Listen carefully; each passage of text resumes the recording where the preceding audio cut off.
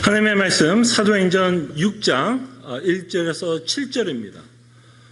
사도행전 6장 1절에서 7절 하나님의 말씀이 이러합니다. 그때의 제자가 더 많아졌는데 헬라파 유대인들이 자기의 과부들이 매일의 구제에 빠짐으로 히브리파 사람을 원망하니 12사도가 모든 제자를 불러 이르되 우리가 하나님의 말씀을 제쳐놓고 접대를 일삼는 것이 마땅하지 아니하니 형제들아 너희 가운데서 성령과 지혜가 충만하여 칭찬받는 사람 7을 택하라.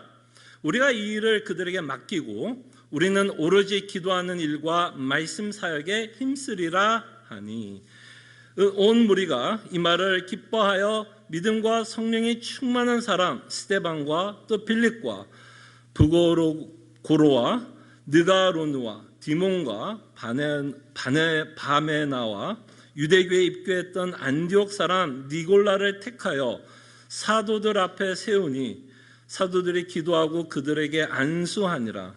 하나님의 말씀이 점점 왕성하여 예루살렘에 있는 제자의 수가 더 심히 많아지고 허다한 제사장의 무리도 이 도에 복종하니라. 아멘. 지역교회의 특성에 대해서 저희들이 좀 잠깐 생각을 해보면요. 지역교회의 특성은 굉장히 연약하고 죄성이 갖고 있는 성도들이 모이는 공동체이기 때문에 문제가 없을 수 없습니다. 네, 지금 조금 덥죠, 여러분? 잠깐만요. 지금 창문을 좀 여는 것 같아서 여러분, 예. 네. 그래서 지역교회의 특성에 대해서 저희들이 좀 생각을 하려고 하는데요. 지역교회의 특성은 연약하고 죄성이 여전히 남아있는 성도들이 모이는 공동체이기 때문에 문제가 없을 수 없습니다. 이것을 우리가 놓치지를 않기를 바랍니다. 이 문제는 시애틀 남포시의 장로교회도 예외는 아닙니다. 저를 봐서도 이 교회에 문제가 없을 수는 없겠죠. 그죠? 지금 끄덕이는 분들 제가 유심히 쳐다보고 있습니다. 당연히 문제가 있을 수밖에 없습니다. 중요한 것은 문제가 없다라기보다는 중요한 것은 문제가 생길 때 우리가 염려하는 일이 생길 때 중요한 건 말씀 가운데 이 문제들을 바라보고 해결해 가는 것이 중요하다라고 저는 생각을 합니다.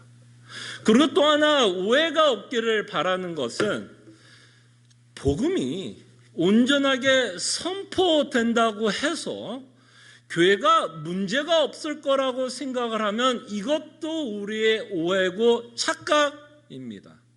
여러분들 서신서 한번 읽어보십시오. 사도 바울이 사역했던 수많은 교회들의 특징들을 보면 그 교회가 완벽했고 온전했나요? 분명히 사도 바울은 온전한 복음을 전했습니다. 그렇게 온전한 복음을 전했음에도 불구하고 여러분들이 고린도 후서 전서를 읽어보십시오.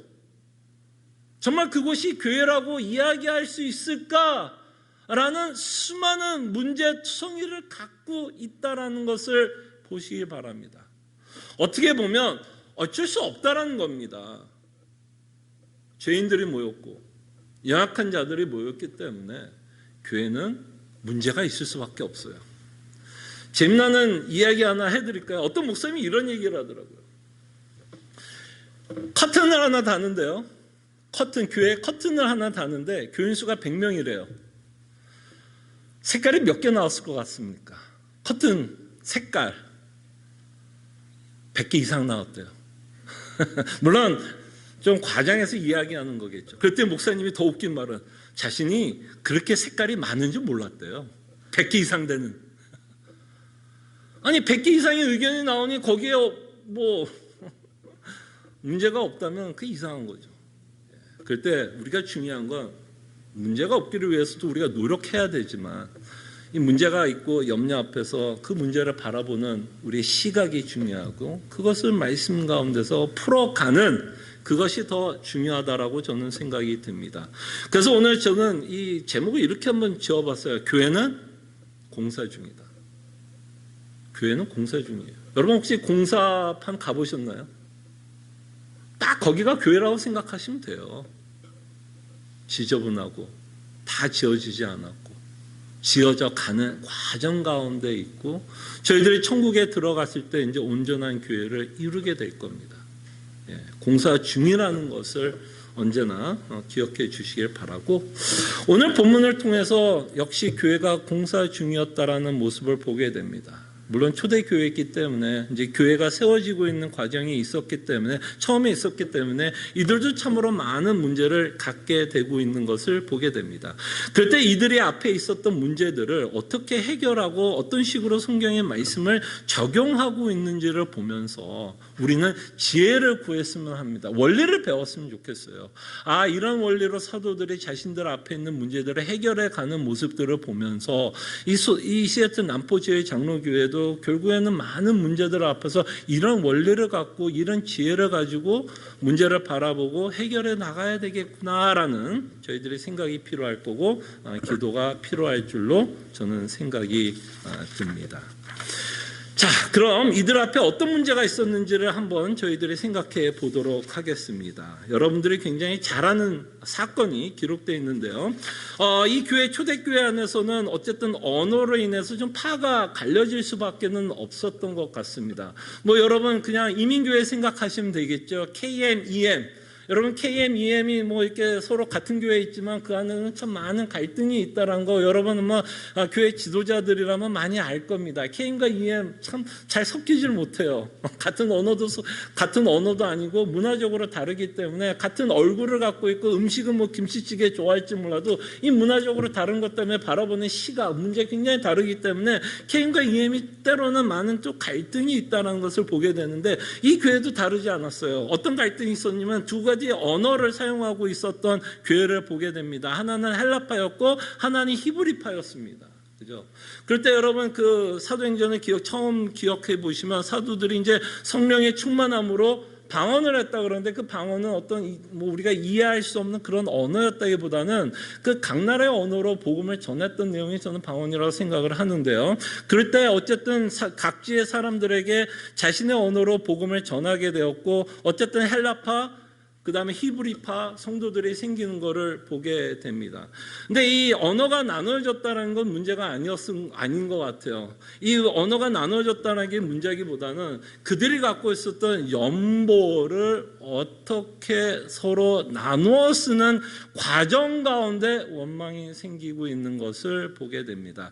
매일매일 교회에서는 이렇게 물질을 좀 제공한 것 같아요. 매일의 구제라는 단어를 쓰고 있지 않습니까? 그때 구체적으로 이들이 매일 어떻게 도왔는지는 모르지만 매일같이 헬라파 유대인들을 좀 어떻게든 교회에서 좀 도왔던 것 같은데 그 도움의 과정에서 어떤 파가 조금 더 많이 그 구제를 받는 경우가 생기게 된 것 같아요. 그러니 당연히 어떤 문제가 생길까요? 당연히 인간의 마음 가운데 그 구제를 받지 못하는 다른 파에서 당연히 어떤 문제가 생기게 되냐면 원망이 생기고 있게 되고 그 원망은 그 교회 안에서 분쟁이 일어나게 하는 원인을 저희들이 보게 됩니다. 그래서 대략적으로 사건은 우리가 잘 아는 것처럼 그런 사건을 갖고 있어요. 근데 이제 이런 과정들 가운데 이런 사건들 가운데 과연 사도들은 이 문제를 어떻게 풀어가는지 그 모습을 저희들이 좀 살펴보려고 합니다. 자, 그럴 때 이제 사도들이 했던 첫 번째 행동은 그들이 했던 구제하는 일에 완전히 손을 떼려고 했습니다. 그죠? 사도들이 했던 구제일, 연보를 나누는 그 일에 대해서 손을 완전히 뗄 것을 결정했어요. 그럴 수밖에 없는 게 여러분 기억나시죠? 4장과 2장에 보면 그들이 팔았던 물건, 그 물질들을 누구한테 줬다고 그러죠? 사도들에게 줬다고 표현하잖아요. 그러니까 사도들에게 연보가 들어오니까 사도들이 어쩔 수 없이 뭐 할 수밖에 없어요. 그 연보를 가지고 어쨌든 필요한 성도들에게 나눠줘야 되는 일을 맡을 수밖에 없는 상황이었습니다. 그러나 그들이 하고 있는 일 때문에 그 안에서 원망이 생기고 분쟁이 생기는 걸 보면서 이제 자신이 사역하고 있는 것을 좀 점검을 해야 되는 상황이 되었던 것이죠. 그러면서 사도들은 자신들이 했던 사역에 대해서 점검을 하면서 이 일은 우리가 맡으면 안 되겠고 다른 사람들에게 이 일을 맡겨야겠다라고 생각을 하게 됩니다. 자, 그럴 때에 이 사도들이 왜 다른 사람들에게 이 일을 맡기려고 하는 그 이유가 저는 굉장히 중요하다고 생각을 합니다. 자, 2절을 한번 볼까요? 2절을 보면 사도들이 왜 자신들이 그 일을 계속 할 수도 있겠지만 왜 그 일을 다른 사람에게 맡기려고 하는지 2절을 보면 12사도가 모든 제자를 불러 이르되 우리가 사도가 하나님의 말씀을 제쳐놓고 접대를 일삼는 것이 마땅하지 아니하니. 그래서 이제 사도들은 뭘 고민하는 거예요? 자신이 먼저 해야 할 일, 우선순위에 대한 자신이 사역해야 되는 우선순위에 대해서 고민하기 시작하는 겁니다. 그럴 때 오해하지 마십시오. 굳이 하는 일이 중요하지 않다라고 이야기하는 건 아니지만 사도들이 해야 되는 우선적인 최우선적인 사역 가운데서 이 일이 자신들에게 가장 중요한 일은 아니다라고 생각을 한 거죠. 그럴 때 뭐를 제쳐놓고 하나님의 말씀을 제쳐놓고 어쨌든 굳이 하는 일 때문에 하나님의 말씀을 전하는데 시간을 많이 좀 빼앗기기는 했나 봅니다. 그러다 보니까 자신들이 생각할 때 우선순위가 좀 엉키고 있다라고 이제 사도들이 생각을 하고 있죠. 그래서 우리는 이 절을 통해서 사도들이 무엇을 중요하게 생각했는지를 알게 됩니다. 그죠? 그러면서 이제 구체적으로 4절에 보면 사도들이 자신들의 사역 가운데 가장 중요하게 생각한 우선순위에 대해서 이렇게 말씀합니다. 4절 이제 구체적으로 말씀하고 있죠. 우리는 오로지 기도하는 일과 말씀 사역에 힘쓰리라 하니. 그래서 자신들이 기도와 말씀 사역에 온 힘을 다 집중할 수 있도록 구제의 일은 다른 사람에게 맡기려고 하는 것을 저희들이 보게 됩니다. 자, 그럴 때 우리는 이 로컬 처치 지역교회에서도 이 사도들이 결정했던 이 내용이 우리에게도 굉장히 중요한 원리로 우리에게 다가온다라고 저는 생각을 합니다. 사도들이 기도와 말씀 사역을 우선순위를 두고 있다면 사실은 이것은 사도들만이 우선순위를 둘 일이 아니라 무엇이 이 우선순위를 둬야 될 것일까요? 교회가. 사실은 사도가 우선순위를 두는 문제는 교회도 우선순위를 두어야 할 가장 중요한 사역이라는 것을 우리는 이 본문을 통해서 보게 됩니다. 그래서 사도들이 기도와 말씀 사역을 우선순위를 준다면 교회도 모든 로컬 처치, 지역교회, 유형의 교회는 기도와 말씀을 최선의 우선순위로 두고 사역을 점령해야 할 것입니다.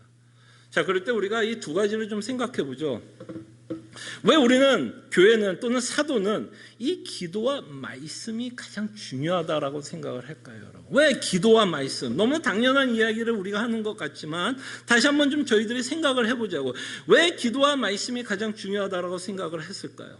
자, 이 기도에 대해서 먼저 좀 생각을 해보면 교회가, 지역교회가 또는 유형의 교회가 전적으로 하나님에게 의지하고 있는 모습이 사실은 어떤 모습으로 나올까요, 여러분?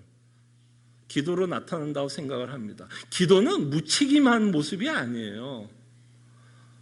기도는 무책임한 성도의 모습이 아니라 사실 기도는 정말 교회가 하나님을 의지할 수밖에 없고 하나님 앞에서 겸손하게 그의 뜻을 따라서 순종하고 있는 가장 아름다운 모습이 기도가 아닐까 생각을 합니다. 왜 사도들에게 기도가 중요했냐면 말씀이 바르게 선포가 되어도 사도들이 지금 말씀을 선포하고 있죠. 예수 그리스도의 복음을 선포하고 있죠. 그 바른 말씀이 선포되어도 반드시 누가 함께 사역을 해줘야 그 말씀을 듣게 되나요? 성령 하나님이 함께 그 말씀과 함께 하셔야, 사역을 하셔야 그 말씀을 들을 수 있게 됩니다. 여러분, 사도행전을 통해서 우리가 계속해서 보는 것처럼 많은 사람들이 그리스도로 돌아오는 어마어마한 기적이 벌어지고 있는 것도 사실이지만 그것과 함께 또 어떤 내용이 사도행전에 기록되어 있냐면 그 말씀을 거부하고 그 말씀에 대항하며 그 말씀을 전하고 있는 사도들을 핍박하고 감옥에 가둬놓고 죽이려고 하고 협박까지 하고 있는 모습을 보게 됩니다. 그래서 사도들은 알았어요. 본인들이 아무리 말씀을 잘 전하고 신실하게 전해도 하나님이 움직이시지 않는다면 이들의 마음을 바꿀 수 있는 방법이 없다는 걸 누구보다도 사도는 알았습니다. 그래서 여러분 서신서를 읽어보십시오. 서신서 읽어보면 교리에 대해서 우리가 마땅히 믿어야 할 교리나 진리에 대해서 기록하고 있지만 사실 여러분 서신서를 읽어보면 사도들이 어떤 내용도 많이 기록되어 있는지 아십니까? 우리가 믿어야 될 내용뿐만 아니라 그들이 기도하고 있는 기도 제목도 굉장히 많이 기록되어 있습니다. 그래서 교회는 정말 기도할 수밖에 없습니다. 기도할 수밖에 없어요. 말씀을 들을 수 있도록, 말씀을 거부하지 않도록. 근데 이거는 믿지 않는 자들뿐만 아니라 믿는 우리에게도 필요한 기도 제목이라고 생각을 합니다. 왜냐하면 우리에게는 죄성이 남아있죠. 죄성이 남아있다는 얘기는 우리도 여전히 하나님의 말씀을 거부하고 대항하고자 하는 마음이 있어요, 없어요? 하나님에 대해서 불평하고 원망하고 싶은 마음이 들어야 안 들어요? 그죠? 순종하고 싶지 않는 마음이 들 때도 참 많습니다. 그렇기 때문에 우리가 이 기도가 필요한 건 믿지 않는 자들에게 전도를 하고 그 예수 그리스도의 복음을 믿게 하기 위한 기도뿐만 아니라 우리 자신을 위해서, 나 자신을 위해서도 기도해야 되고 시애틀 남포지의 장로교회를 위해서도 여러분들은 끊임없이 기도를 하셔야 됩니다. 정말 우리가 복음으로 위로를 받고 있는지, 만약에 여러분들과 제가 복음으로 위로받고 있지 않다면 사실은 그 말씀에 우리가 뭐 하는 걸까요, 여러분? 여러분과 제가 끊임없이 우상에게 위로를 먼저 받고 있다면 그 말은 뭘까요? 사실은 우리는 복음을 거부하고 있는 모습입니다. 그렇지 않아요? 만약에 복음이 우리에게 정말 위로가 됐냐면 우리가 우상 숭배를 하지 않겠죠. 그러니까 우리가 우상 숭배를 하고 있다면, 복음이 주는 위로를 받고 있지 못하고 있다면 우리 성도들도 사실은 기도가 필요한 자입니다. 말씀을 거부하지 않고 말씀에 순종할 수 있도록 우리는 끊임없이 기도해야 할 줄로 믿습니다. 그때 여러분, 믿음이 하나님의 선물이라고 우리는 고백합니다. 그죠? 그래서 우리는 믿음을 주신 하나님께 기도합니다. 감사하다라고 기도합니다. 구원을 주신 하나님께 기도합니다. 근데 여러분, 믿음도 하나님의 선물이라면 여러분들의 믿음을 보존하는 것도 하나님의 선물입니다. 처음 믿음은 하나님이 시작했고 그 다음부터 믿음을 지키는 건 여러분들이 하는 게 아니에요. 우리는 끊임없이 믿음에 반응을 하면서 사는 자들이지 믿음을 지키는 자들은 아닙니다. 여러분과 저는 스스로 믿음을 지킬 수 있는 능력이 없어요. 우리의 죄성이 그만큼 강하고 우리의 탐심이 그만큼 세고 우리가 육체 안에 있는 죄성이 그만큼 강하기 때문에 우리는 정말 우리의 믿음이 보존 유지되기를 원하신다면 우리는 기도해야 될 줄 압니다.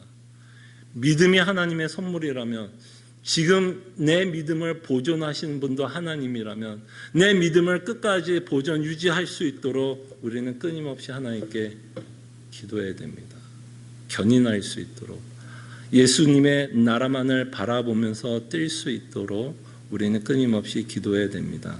그래서 사도는 이렇게 기도하죠. 사도 바울은 에베소서에 보면 마음의 눈을 밝혀달라고 기도합니다. 마음의 눈을 밝혀달라고. 네, 여러분, 제가 이제 설교를 한 지가 이제 10년이 넘었어요. 매주마다 주일날 여러분들에게 설교한 지도 이제 10년이 됐고요. 주일뿐만 아니라 수요일날도 성경 공부도 준비하고요. 그 다음에 이제 토요일날도 새벽기도에 준비합니다. 이 정도면 꽤 많이 성경을 받고 나름대로 뭐 책도 읽고 연구도 했습니다. 근데도 여전히 성경은 어렵더라고요. 여전히 성경은 어렵더라고요. 특히 저희들이 봤던 사도행전 5장에 나왔던 아나니아와 삽비라 같은 사건들, 그 책 여러 번 읽는다고 깨달아지는 본문은 아니더라고요. 여전히 말씀을 보면서도 저도 참 이게 무슨 말씀일까? 라는 질문을 해야 될 때가 참 많습니다. 성경을 알면 알수록 저희들은 좀 겸손해질 필요가 있는 것 같아요. 나는 아니까. 아니요. 성경을 피고 알면 알수록 아는 것도 많아지지만 참 내가 참 깨닫지 못하는 내용도 참 많구나. 아는 것 같았고 믿는 것 같았지만 여전히 좀 혼란스럽고 잘 믿어지지 않는 부분들도 참 많구나 하는 걸 뭐 하는 걸까요? 깨닫게 되는 것 같아요. 10년 동안 설교를 하면서. 그렇기 때문에 저는 뭐 게으를 때도 있고 잘 안 될 때도 있지만 정말 설교를 준비할 때 하나님께 기도할 수밖에 없는 것 같아요. 하나님 깨닫게 해달라고. 깨닫게 해주시고 또 깨닫는 것을 또 그 다음에 뭐 해야 되죠? 제가 인간의 말로 표현해야 되잖아요. 제가 깨닫는 말을 인간의 말로 표현하지 못한다면 제가 아무리 여러분들에게 뭐를 설명해도 여러분들을 또 이해할 수 없겠죠. 그럼 제가 깨닫는 걸 또 인간의 언어로 여러분과 제가 좀 이해할 수 있는 언어로 또 잘 표현할 수 있도록 기도할 수밖에 없게 되더라고요. 정말 벼가 익으면 뭐 한다 그러죠? 고개를 숙이게 됩니다. 정말 성경을 알고 하나님을 알아가면 알아갈수록 참 기도할 수밖에 없고 우리의 연약함을 보게 되고 우리의 죄성을 보게 되고 또 우리의 기도를 듣고 계시는 참으로 좋으신 하나님 아버지가 계시다라는 것이 때로는 또 우리에게 큰 위로와 기쁨을 주고 있다는 것을 기도를 통해서 깨닫게 됩니다. 그래서 우리는 끊임없이 기도해야 됩니다. 우리 교회는 끊임없이 기도해야 됩니다. 그리고 하나님이 이 교회를 지역교회를 유지보존하는 또 다른 방법은 말씀을 통해서 유지보존을 하십니다. 기도를 통해서 하나님이 교회를 유지보존하지만 또한 하나님은 말씀을 통해서 유지보존을 하십니다. 그 중에 말씀에 가장 중요한 내용이 있다면 당연히 예수 그리스도의 복음을 통해서 교회를 보존하십니다. 좀 전에 제가 말씀드린 것처럼 교회는 공사 중이라고 말씀을 드렸습니다. 이 공사 중이라고 했을 때는요, 여러분 정말 교회에서는요 시험에 들 수 있는 일들이 참 많습니다. 시험에 들 수 있는 일이 참 많아요, 여러분. 마음에 안 드는 사람이 꼭 있게 되더라고요. 저 사람이 이래서 마음에 안 들고 저 사람은 저래서 마음에 안 들고 저 사람이 이래서 하여간 우리는 수많은 여러 가지 이유로 사람들에 대한 약간 그런 좀 미움이 있을 수 있습니다. 공사 중에 있다라는 것을 잊지 말아 주시기 바랍니다. 그 다음에 또한 이 인간이다 보니까 연약해요. 그래서 모든 문제를 해결할 수 없는 인간의 모습들을 보게 됩니다.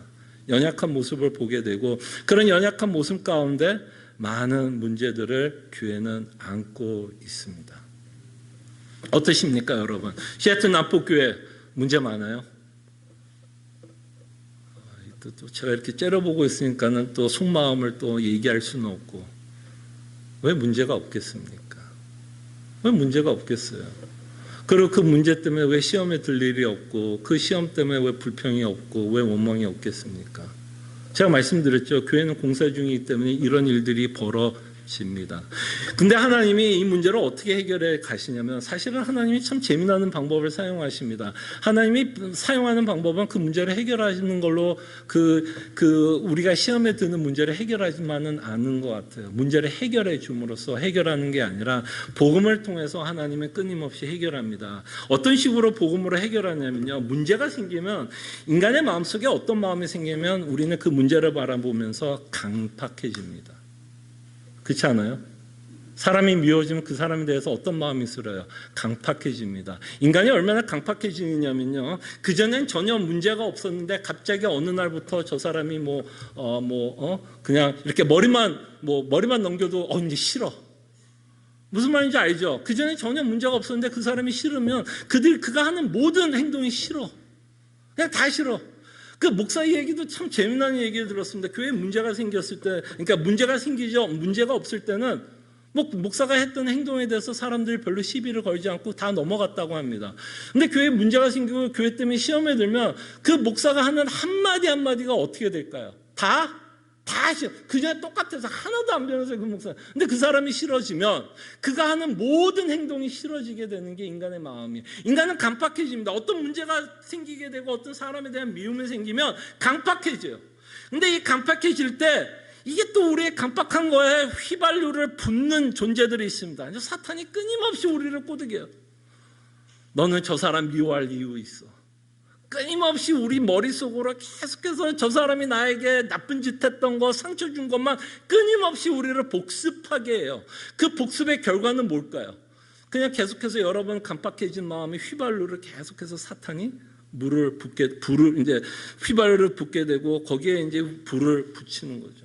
그러면서 우리의 마음은 끊임없이 강팍해집니다. 그리고 어떤 문제가 생길 때 우리는 염려하게 됩니다. 교회 안에서도 여러분 생각해보면 저러면 안 되는데 염려가 생깁니다. 자, 우리가 연약하기 때문에 염려 참 피하기는 힘들어요. 근데 염려하는 것 때문에 우리는 또 다른 죄를 짓게 됩니다. 염려하는 것 때문에 또 다른 죄를 져요. 그 염려를 우리는 또 뭐하냐? 우리는 예수님에게 받은 은혜를 나누는 건 참 어설퍼요. 근데 우리가 갖고 있는 불평과 원망과 염려는 이상하게 잘 쉐어해요. 너도 그렇게 생각해? 나도 그렇게 생각해. 너 목사에 대해서 나도 그렇게 생각해. 그러면서 서로가 이제 갖고 있는 조급함, 염려를 서로 쉐어하면서 이제 하나의 동지가 되는 거죠. 그러면서 염려들 앞에서 우리는 극단적인 생각을 합니다. 내가 이 교회를 계속 나갈 수 있을까? 그런 극단적인 생각. 그리고 나의 극단적인 생각들을 끊임없이 성도들과 쉐어를 하면서 내 간팍한 마음을 다른 사람한테 쉐어를 해주면서 그 사람도 이제 그 말을 들었을 때 그 사람의 마음은 또 어떻게 될까요? 또 집사님, 장로님 이야기 들어보니까 맞는 것 같네요. 그 맞는다라는 생각이 들 때 그들의 마음도 어떻게 될까요? 강팍해지는 거겠죠. 그러면서 교회는 끊임없이 미궁에 빠지고 힘들어집니다. 그때 여러분, 인간의 간팍한 마음을 부드럽게 할 수 있는 유일한 방법은요, 복음밖에 없어요. 복음밖에 없어요. 인간이 강팍해지는 마음을 브레이크를 걸 수 있고 마음을 부드럽게 할 수 있는 건 유일한 방법은 복음밖에 없습니다. 예수 그리스도의 복음 때문에 어떤 마음이 들 때 우리의 간팍한 마음이 부드러워지냐면 그 그리스도의 은혜 때문에 감사하다라는 고백을 할 때에 그때에 우리 마음이 부드러워집니다.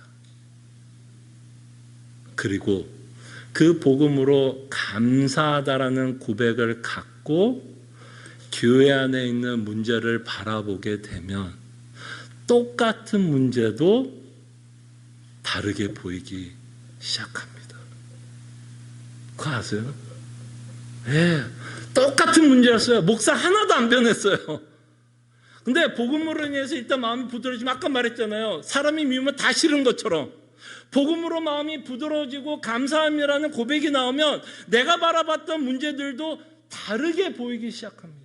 굉장히 다르게 보이기 시작해요. 그리고 그 감사함 때문에 여러분들이 이제 어떤 마음이 들기 시작하는지 아세요? 예수님이 성경에 보면 사도들이 썼던 성경을 보면 뭐라 그래요? 그 성도를 향해서 어떤 마음을 가지라 그래? 여러분들을 힘들게 하고 상처 줬고 막 못되게 굴었던 성도가 있다면 그들을 향해서 끊임없이 하나님은 뭐라 그러죠? 서로 사랑하고 관용을 베푸고 용서할 것을 요구합니다. 근데 마음이 간팍하면 그 말이 들어올까요? 안 들어올까요? 미워 죽겠는데 당연히 그 말이 안 들어오죠. 근데 참 신기하게 이 복음이 우리의 마음을 부드럽게 해주잖아요. 복음이 부드럽게 해주면 그 말씀이 들어와요. 하나님이 성도를 사랑하라 그러고 용서하라 그러고 관용을 베푸라 그러고 겸손하라고 하는 이 말이 들어오기 시작해요. 자, 이 들어온다는 얘기는 그 상대가 변해서 들어온다는 얘기는 아니에요. 그 사람이 갑자기 나한테 잘해줬기 때문에 내가 갑자기 마음이 변해. 저 사람 나한테 이제 잘해주니까 나도 잘해줘야지. 그렇지 않아요. 그 사람은 변한 게 없어요. 근데 누구 마음이 변한 걸까? 내 마음이 바뀐 거예요. 내 마음이 바뀐 거예요. 그 감사함 때문에 뭐 하고자 하는 마음이 드냐면 하나님 말씀에 순종하고자 하는 마음이 드는 거예요. 그리고 예수 그리스도께서 나를 용서하시고 사랑한다라는 그 말이 내 마음을 설득하니까 나를 힘들게 하는 저 사람에 대해서도 어떤 마음을 품게 되냐면 예수님의 마음을 품게 되는 거예요. 그 사람이 변해서 그 사람을 품는 게 아니라 그리스도께서 나를 품어주시고 나 같은 죄인 품어주시고 나 같은 원수 사랑해 주셔서 십자가에 죽으셨던 그 복음의 메시지가 나를 미워했던 사람을 바라봤을 때도 어떻게 될까요? 다르게 보이기 시작하는 거예요. 그리스도의 마음을 갖고 저희들이 보게 된다는 겁니다. 그리고 이 복음을 통해서 우리는 뭐를 하게 되냐면 하나님을 신뢰하게 돼요. 야, 참 이 하나님 아버지는 참 좋으신 분이구나. 참 좋으신 분이구나. 근데 이 아버지에 대한 신뢰가 생기면요, 여러분들이 또 어떤 믿음이 생기냐면 섭리를 믿게 돼요. 이 아버지가, 이 복음 때문에 아버지가 신뢰가 생기면 섭리를 믿게 돼요. 그 섭리를 믿을 때 우리는 어떻게 반응을 하게 되냐면, 교회 안에 어떤 문제가 생겨서 나를 걱정하게 되고 내 마음을 간팍하게 할 때도 이 아버지께서 하시는 섭리를 믿는다면 우리는 이렇게 생각하게 됩니다. 아, 이 문제도 혹시 하나님 아버지께서 허락한 문제는 아닐까라고 생각을 하게 됩니다. 그럴 때 우리가 이렇게 생각할 때 우리의 마음에 이런 마음이 안 들어. 저 사람 때문에 이 문제가 생겼고 저 사람을 블레임하지 않게 된다는 얘기예요. 하나님의 섭리를 믿게 되면. 물론 어떤 사람 때문에 교회에 문제가 생기는 건 사실이겠죠. 목사 때문에 교회에 문제가 생기는 것도 사실이겠지만 그 하나님의 섭리를 믿게 되면 그렇게 많은 생각하지 않는다는 얘기예요. 저 목사가 잘못했기 때문에 교회가 힘든 게 아니라 이 모든 일 가운데 하나님의 섭리가 있는 건 아닐까. 좋으신 하나님이고 언제나 좋은 것을 주신다면, 최상의 것을 허락하신다면 이런 문제도 혹시 이 교회의 유익을 위해서 하나님 아버지께서 허락한 문제는 아닐까라고 우리가 생각하게 된다는 거예요. 그런 생각이 들게 되면 우리에게 어떤 생각이, 우리가 어떻게 반응하게 되면 그 문제에 대해서 인내하게 됩니다. 염려를 하게 되면 조급해지고 불안해지고 우리의 머리를 굴리고 우리의 이성과 상식과 우리의 감정 어떻게 하든 우리의 능력으로 그 문제를 해결하려고 하는데, 인내가 생기면 조금 더 그 문제를 객관적으로 바라보게 되고 하나님의 섭리를 믿으면 그 문제가 내가 원하는 대로 해결이 되지 않아도 여전히 하나님은 좋으신 하나님이라고 고백하게 된다는 거예요. 여러분들이 하나님을 믿을 때 그렇게 고백하지 않으세요? 여러분들이 고난 앞에서도 그렇게 고백하지 않으세요? 내 문제를 하나님께서 해결하지 않더라도 이 문제도 하나님의 섭리 가운데 있다면 이 모든 것이 최상의 것이라고 고백하지 않습니까? 그렇게 여러분들이 고백한다면 교회 문제도 마찬가지로 우리는 그렇게 볼 수 있겠죠. 이 모든 일이 하나님의 섭리 안에 있다는 것. 그럴 때 우리는 인내하게 됩니다. 그 문제를 바라볼 때 인내하게 돼요. 조급해지는 게 아니라 인내하게 됩니다. 그리고 그 문제를 허락했을 때 하나님은 뭐 하기를 바라냐면 우리가 믿고 있는 그 진리를 적용하기를 바랄 때가 참 많은 것 같아요. 너희가 정말 말씀을 중요하게 생각하느냐? 문제가 있을 때 진짜 니들이 말씀에 의지하고 있는지, 정말 문제가 있을 때 네가 갖고 있는 이성, 네가 갖고 있는 감정, 사람을 의지하고 있는지, 정말 우리가 하나님을 의지하고 있는지, 내 능력을 의지하고 있는지, 어쩌면 하나님의 아브라함을 테스트한 것처럼 교회를 테스트하기 위해서 하나님께서 문제도 허락할 수도 있겠죠. 그리고 또한 하나님은 이런 여러 문제를 통해서 우리가 성화할 수 있는 기회도 주십니다. 좀 전에 말씀드린 것처럼 여러분들이 누군가 미워진다면 그 문제를 통해서 여러분들은 그리스도를 닮아갈 수 있는 기회가 되지 않을까요? 여러분들과 저는 매번 그렇게 기도합니다. 예수를 닮게 해달라고 기도하십니다. 그죠? 예수를 안 닮게 해달라고 기도하시는 분들은 없죠. 예수를 닮게 기도한다면 여러분들이 닮는 모습 가운데 뭘까요? 인내와 용서, 사랑, 그런 것들을 여러분들이 닮기를 원하고 그 삶을 살아가고자 그렇게 기도하는 것이라면, 정말 여러분들 가운데 혹시 힘들게 하는 성도가 있다면 얼마나 좋은 기회입니까? 여러분들이 기도한 대로 실천해 볼 수 있는, 나를 불편하게 하는 자들을 정말 다시 한번 그리스도의 마음을 갖고 사랑해 볼 수 있는 기회라고 우리는 충분히 여길 수 있다라고 저는 생각이 듭니다. 저는 그래서 말씀이 중요하다고 생각합니다. 말씀이 중요한 건 뭐예요? 그 문제를 끊임없이 어떻게 바라볼 수 있도록, 말씀으로 바라볼 수 있도록. 그냥 문제를 가지고 내 이성을 가지고 그걸 분석하고 그냥 결론 짓고 적용하고 문제를 해결하는 게 아니라, 이 말씀이 중요한 건 그 말씀으로 그 문제를 뭐 하기 위해서? 바라볼 수 있도록. 말씀으로 그 문제를 바라볼 수 있도록 교회는 끊임없이 올바른 하나님의 말씀을 전해야 한다라고 저는 생각이 듭니다. 자, 그럴 때 이거는 뭐 제가 잘못 분석하고 있는 걸 수도 있을 겁니다. 저도 인간이다 보니까 제가 갖고 있는 이성을 갖고 분석을 하게 되는데 잘못된 분석일 수도 있지만 제가 그냥 제 나름대로 분석한 거를 말씀을 드리겠습니다. 저는 우리 교회가 굉장히 그래도 비교적 평안한 교회라고 생각을 합니다. 평안한 교회라고 생각이 들어요. 자, 이 평안하다라고 했을 때 이 교회가 문제가 없다라는 이야기는 아니에요. 분명히 우리 가운데는 다 속으로 이 교회 이랬으면 좋겠고 저랬으면 좋겠고 저 사람이 저랬으면 좋겠고 목사도 이랬으면 좋겠고 장로도 저래야 되지 않을까 분명히 다들 생각하고 있을 거라고 저는 생각을 합니다. 지금 우리 교인들 가운데 초신자는 없어요. 교회 생활 오래 했고 신앙생활도 오래 했고 나름대로 성경을 보고 나름대로 그 성경을 삶에 적용하고 있기 때문에 그 기준을 갖고 우리는 성도를 바라보게 됩니다. 그 바라보고 있는 기준에 못 미치면 그거에 대한 불평과 불만이 우리 안에 당연히 생기는 거예요. 그럼에도 불구하고 제가 왜 우리 교회는 평안하다고 이야기하는 건 우리 교회가 문제가 없어서가 아니라 그만큼 여러분들이 말씀 안에서 신앙생활을 하려고 노력하기 때문에 평안하다고 생각을 합니다. 문제를 더 이상 뭐하지 않는다는 거야. 키우지 않는다라는 거죠.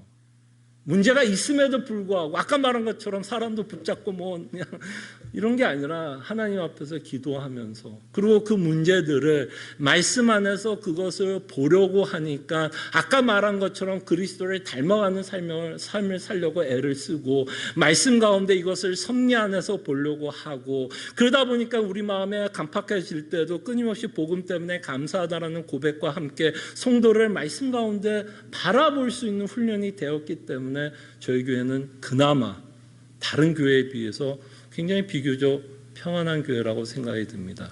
그때 평안하다 그러면 제가 잘해서 평안한 게 아닙니다. 여러분 아시잖아요. 저 얼마나 부족해요. 누가 웃으셨어요 지금? 와 어디서 야 그렇다고 정말 야 제가 이렇게 얘기하면 예의상 얘기하는 거지 여러분들 동의를 구하려고 얘기하는 거 아니에요. 아니요 사실입니다. 저 진짜 부족해요. 여러분 주보 보세요. 매주마다 주보 뭐 그냥 구절도 맨날 바뀌어. 찬송가 음정 하나도 못 맞춰. 박자 틀려. 뭐 한국말도 제대로 하는지 못하는지 성격은 좋은지 정말 사랑이 넘치는 목사인지 정말 나를 위한 목사인지 아마 여러분들 저를 이미 많이 평가하고 있을 겁니다. 맞아요. 여러분들이 저를 평가하는 거 제가 개런티합니다. 99.9% 맞을 거예요.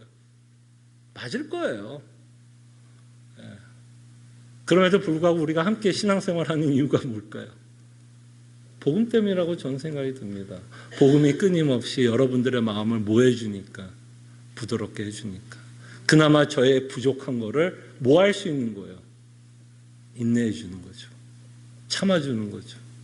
에휴 저 목사도 인간인데 에휴 저 사람도 하나님의 은혜 없이 어떻게 살겠어. 그러면서 뭐 해주는 거예요? 여러분들이 저를 인내하니까 그나마 저희가 평안한 거죠. 근데 저는 이 설교를 통해서 여러분들을 칭찬해드리고 싶어서 이 말씀을 하는 거예요. 칭찬해드려서. 그래서 계속해서 말씀 안에서 여러분들의 문제를 바라보는 훈련을 하시되 그러면서 이제 사도들이 마지막으로 무슨 이야기를 하냐면 사람을 택하라고 말씀하고 있죠. 택하라. 어떤 사람을 택하라고 말씀하고 있죠. 이 부분이 저는 굉장히 중요하다고 생각을 합니다. 자, 3절을 보겠습니다. 형제들아 너희 가운데서 성령과 지혜가 충만하여 칭찬받는 사람 7을 택하라. 그래서 자신이 사도들이 했던 구제의 일을 맡아줄 수 있는 사람을 택하라고 말씀합니다. 근데 이 구절이 가장 특이한 일은 뭘까요?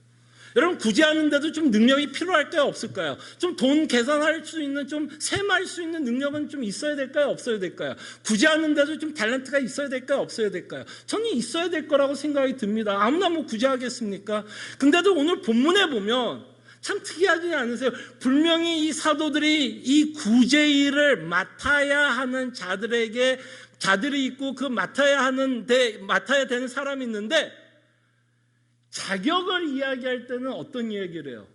구제를 잘할지 못할지에 대한 자격을 묻지는 않아요. 동계산을 잘할지 못할지를 묻지는 않습니다. 그럴 때 이 사도들이 묻는 자격은 뭐야? 성령 충만과 믿음과 지혜가 있는 자를 택하라고 말씀합니다. 그러니까 교회는 그런 것 같아요, 여러분. 교회는 능력 있는 자를 세우는 것 같지는 않아요. 잘하는 사람을 세우는 것은 아닌 것 같아요. 잘하는 사람이 세워지면요, 하나님의 영광이 사실은 좀 가려질 때가 훨씬 더 많아요. 왜냐하면 잘하는 사람은 언제나 그 사람이 부각이 돼요. 그렇지 않아요? 그때 하나님이 지도자를 세우던 교회에 어떤 일을 맡길 때는 그 사람이 그 일을 해낼 수 있는 능력자를 하나님이 세우라고 이야기한 적은 별로 없는 것 같아요. 능력에 관해서. 그 능력보다는 정말 성령 충만한지. 여러분, 성령 충만이라는 단어는 사도행전의 문맥 가운데 어떤 내용일까요, 여러분? 신비한 은사를 가지고 있는 어떤 능력을 말하는 걸까요? 여러분, 성령 충만이 뭐예요? 사도행전에서 말하는 성령 충만은 뭘까요? 저는 이렇게 말을 할게요.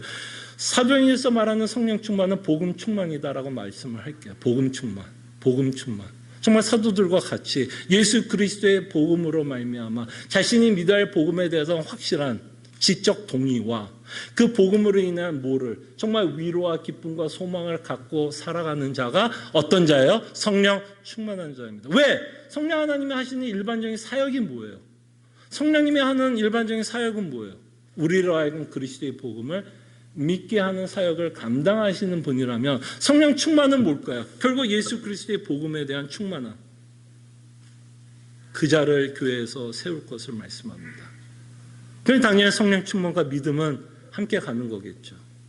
그 다음에 마지막으로 지혜라는 단어를 씁니다. 지혜는 이렇게 좀 이해할까요? 말씀을 적용하는 자들. 자신의 생각과 이성, 감정을 먼저 적용하는 게 아니라 끊임없이 모할 수 있는 자, 말씀을 갖고 교회에 적용할 수 있는 자. 사도들이 지금 그러고 있는 거 아니에요? 끊임없이 말씀을 가지고 초대교회를 세워가고 있고 초대교회를 운영하고 있는 모습을 보게 됩니다. 지혜는 어떤 자냐? 세상적으로 머리가 빠릿빠릿하고 그런 게 아니라 지혜로운 자는 뭐예요? 말씀을 삶 속에 적용하는 자. 말씀을 삶 속에 적용하는 자. 그런 자를 하나님은 지도자로, 또한 교회에서 어떤 일을 해야 하는 사람을 세울 때 반드시 먼저 생각해야 할 자격이라고 말씀합니다. 이런 사람들을 세우지 않으면 결국에는 교회는 일이 되어버려요. 그리고 일이 되어지면 결국에는 그 일 때문에 교회는 분쟁이 일어납니다. 이 구제의 일이 일이 됐으면 이거는 분명히 분쟁이 더 커졌을 거예요. 분명히 돈이 걸린 문제인데 더 커졌겠죠. 그럴 때 일이 중요한 게 아니라 그 일들을 말씀과 함께 지혜를 가지고 할 수 있는 자를 택하라고 말씀을 합니다. 자, 그러면서 마지막으로 여러분들에게 말씀드리고 싶은 건 사도들이 뭐라 그래요? 이 사람을 택하라고 말씀하고 있죠. 누구 보러 택하라고 그랬죠? 거기 이 사도들의 말씀을 듣고 있는 제자들 보러 택하라고 말씀합니다. 그러니까 다시 말씀드리면 그 제자들이 이 사람을 뽑으라는 거죠. 그죠? 그럼 여러분, 이 말에는 무슨 말이, 어떤 내용이 전제되어 있을까요? 성령 충만한 자, 믿음이 있는 자, 지혜로운 자를 너희들이 택하라고 이야기를 하면 이 제자들이 뭐를 할 수 있는 능력이 있어야 될까요? 성령 충만과 믿음과 지혜를 알아볼 수 있는 능력이 있어야 택할 거 아니에요. 그죠? 성령이 충만하고 믿음이 있고 지혜가 뭔지를 모르는 제자가 어떻게 그런 사람을 택할 수 있을까요? 전혀 택하지 못하죠. 이 말은 뭐예요? 그런 사람을 택하라는 말에는 그런 사람은 어떤 사람일까요? 그렇게 택할 수 있는 사람은 어떤 사람이 그런 사람을 택할 수 있을까요? 평상시에 그 제자들도 성령 충만한 가운데, 믿음 가운데, 지혜를 가지고 평상시 살아가는 자들이 그런 사람들을 뭐 할 수 있을까요? 알아볼 수 있게 됩니다. 그럴 때 지금 사도들은 제자들에게 이렇게 택하라는 것을 말씀하면서 결국 뭐예요? 제자들에게도 뭘 요구하는 거죠? 성령 충만과 믿음과 지혜를 요구하고 있다는 것을 보시기를 바랍니다. 그럴 때 이 내용은 제자들, 그러니까 사도들이 가져야 되는 모습뿐만 아니라 일곱 집사, 이거는 조금 논쟁이 있을 수 있지만 어쨌든 우리가 집사라고 표현을 합시다. 지금을 위해서 그냥 일곱 집사, 그럴 때 우리가 가장 중요한 건 이런 사람들을 뭐 할 수 있어야 돼요? 알아볼 수 있어야 됩니다. 그래야 그런 분들을 우리가 택할 수 있게 됩니다. 그래서 우리가 함께 기도해요.